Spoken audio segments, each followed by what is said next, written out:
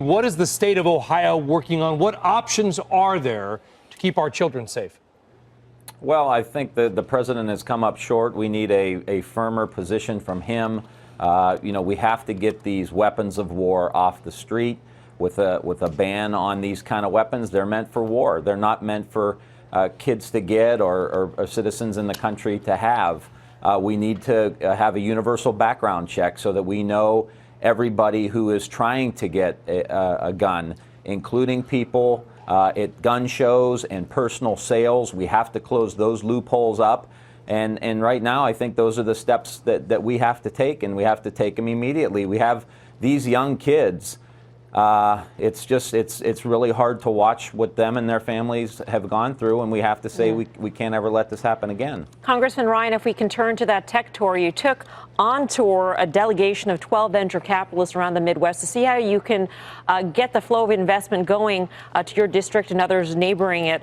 I'm wondering what the reaction is, and if you think their view of investing in the Midwest has changed after tax reform. Well, you know what? A lot of this is about connection. 80% of venture capital money goes to 3 states. It goes to California, New York, and Massachusetts.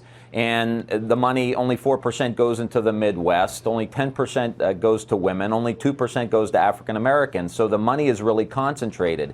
And what this Comeback Cities tour was all about, we went to Youngstown, Ohio, Akron, Flint, Michigan, and Detroit, and also the South Bend, Indiana. It's about just getting these investors connected, seeing the emerging technology, seeing the level of sophistication that's really happening in some of these cities, not just on the tech side or on the business side, but also the quality of life side. The renovated theater we saw in Flint, the new amphitheater that's going up in Youngstown, Ohio, outdoor amphitheater, the quality of life stuff that will help keep our young people there, but also the ones that left, give them an opportunity to come back. And that emotional connection, I was so impressed with the venture capitalists, their compassion, their willingness to be a part of rebuilding these communities. They're really connected and I think committed to making a big difference in these communities. We're showing on the right-hand side of our screen one of the nice investments that you were able to drum up, 32 advisors, and Robert Wolf, who many of our viewers know, committing $100,000 to Flint's 1,000 Startup Initiative.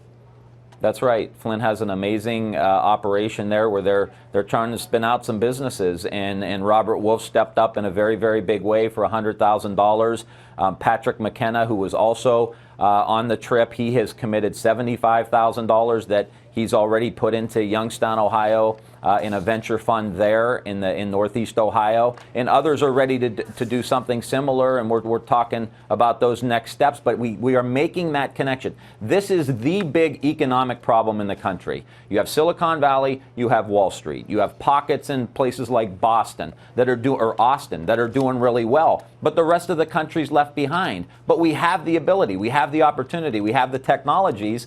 We have an additive manufacturing institute, America Makes, in Youngstown, Ohio, that we need investment. We need private sector investment. Let me just say quickly, sometimes Democrats we focus too much on what the government needs to do, and I believe we need broadband and infrastructure and those kind of investments. We need private sector investment in these communities for private sector jobs, increased wages, pensions, and all the rest, and that's what's starting to happen now. Hey there, thanks for checking out CNBC on YouTube. Be sure to subscribe to stay up to date on all of the day's biggest stories. You can also click on any of the videos around me to watch the latest from CNBC. Thanks for watching.